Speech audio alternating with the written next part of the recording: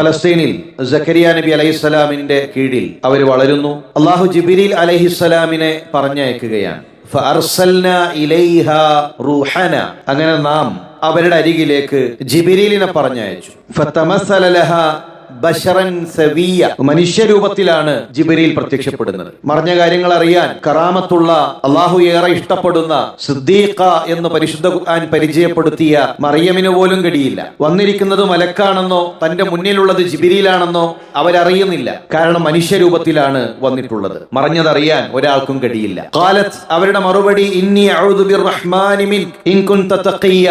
അള്ളാഹുവിനെ ഉടനെ ഓർമ്മ വരികയാണ്. ഒരാണും പെണ്ണും ഒറ്റപ്പെട്ടപ്പോൾ മനുഷ്യരൂപത്തിൽ വന്ന ഒരു പുരുഷൻ, അയാളുടെ കൂടെ ഞാൻ ഒറ്റക്കാണല്ലോ എന്ന ഓർമ്മ വന്ന ഉടനെ അള്ളാഹുവിനെ കുറിച്ചുള്ള ചിന്ത മനസ്സിലേക്ക് വരുന്നു. അള്ളാഹുവിനോട് അഭയതേട്ടം നടത്തുന്നു. നിങ്ങൾ സൂക്ഷ്മത പുലർത്തുന്നവരാണെങ്കിൽ മാറിപ്പോകണം, ഇവിടെ നിന്ന് പോകണമെന്ന് അവരാവശ്യപ്പെടുകയാണ്. നമ്മൾ മനസ്സിലാക്കേണ്ടത്, സൂക്ഷ്മതയുടെ ഒരു വലിയ പാഠം മറിയം അലൈഹിസ്സലാമയുടെ ചരിത്രത്തിലുണ്ട്. മനുഷ്യരൂപത്തിൽ വന്ന ഒരു പുരുഷൻ തന്റെ മുന്നിൽ വന്ന ഉടനെ അള്ളാഹുവിനെ കുറിച്ചുള്ള ചിന്ത മനസ്സിലേക്ക് ഓടിയെത്തുകയും അഭയതേട്ടം നടത്തുകയും അവിടെ നിന്ന് ആ മനുഷ്യനോട് മാറിപ്പോകാൻ ആവശ്യപ്പെടുകയും ചെയ്യുകയാണ്. ഇന്ന് ഇടകലരുക എന്നുള്ളതൊരു തെറ്റേയല്ല.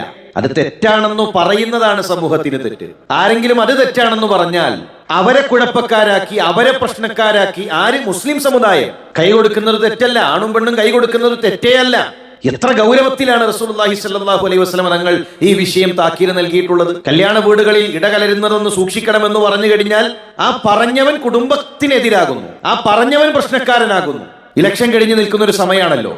മുസ്ലിം രാഷ്ട്രീയ പാർട്ടികളുടെ ആഘോഷം എങ്ങനെയാണ് മുസ്ലിം രാഷ്ട്രീയ പാർട്ടികൾ, മുസ്ലിം ചെറുപ്പക്കാർ, മുസ്ലിം പെൺകുട്ടികൾ ആ ആഘോഷം എങ്ങനെയാണ് അവർ പ്രകടിപ്പിക്കുന്നത്? അങ്ങാടികളിൽ ഇറങ്ങി ഒന്നിച്ചു തുള്ളിച്ചാടുന്ന, ഇസ്ലാം നിഷിദ്ധമാക്കിയ സംഗീതത്തിന്റെ ആരവങ്ങളോടുകൂടെ വടിയോരങ്ങളിൽ തുള്ളിച്ചാടുന്ന ഈ കാഴ്ച കാണുമ്പോ ഇത് തെറ്റാണെന്ന് പറയാൻ അലൈസ മിൻകും റജുലുൻ റഷീദ്, ഈ സമുദായത്തിൽ ആളുകളില്ലേ? ഇത് ഇസ്ലാമിന് വിരുദ്ധമാണ്, ഇത് നിഷിദ്ധമാണ്, ഹറാമാണ് എന്നറിയാത്തവരാണോ നമ്മൾ? പക്ഷെ പറയാൻ മറന്നുപോകുന്നു. സമൂഹത്തിൽ എല്ലാവരും ചെയ്യുമ്പോൾ അതൊരു പ്രശ്നമല്ല എന്ന രൂപത്തിലേക്ക് മാറുന്നു. ഇത് വളരെ ഗൗരവമാണ്. ഇത് തെറ്റാണെന്ന് പറഞ്ഞേ തീരൂ. ആണും പെണ്ണും ഒന്നിച്ചുള്ള ഈ നൃത്തങ്ങൾ, ഈ ആഘോഷങ്ങൾ, ഈ ഘോഷയാത്രകൾ, ഈ തുള്ളിച്ചാടലുകൾ, ഇത് മതപരമായ തെറ്റാണ്. ഇൻ കുൻത വഹ്ദക അലൽ ഹഖി ഫഅൻതൽ ജമാഅ. ആൾക്കൂട്ടത്തെ കണ്ട്, ഭൂരിപക്ഷത്തെ കണ്ട് നാട്ടിൽ എല്ലാ പാർട്ടികളും ചെയ്യുന്നു എന്നതുകൊണ്ട് ദീനാകില്ല. മഹാനായ ഇബ്നു മസ്ഊദ് പറഞ്ഞു, അൽ ജമാഅത്തു മാ വാഫഖൽ ഹഖ്. സത്യത്തിന്റെ കൂടെയാണോ അതാണ് ജമാഅത്ത്. നിങ്ങൾ സത്യത്തിലാണോ? നിങ്ങൾ ദീനിലാണോ? നിങ്ങളെടുത്ത നിലപാട് അള്ളാഹുവിന്റെ റസൂലിന്റെ നിലപാടാണോ?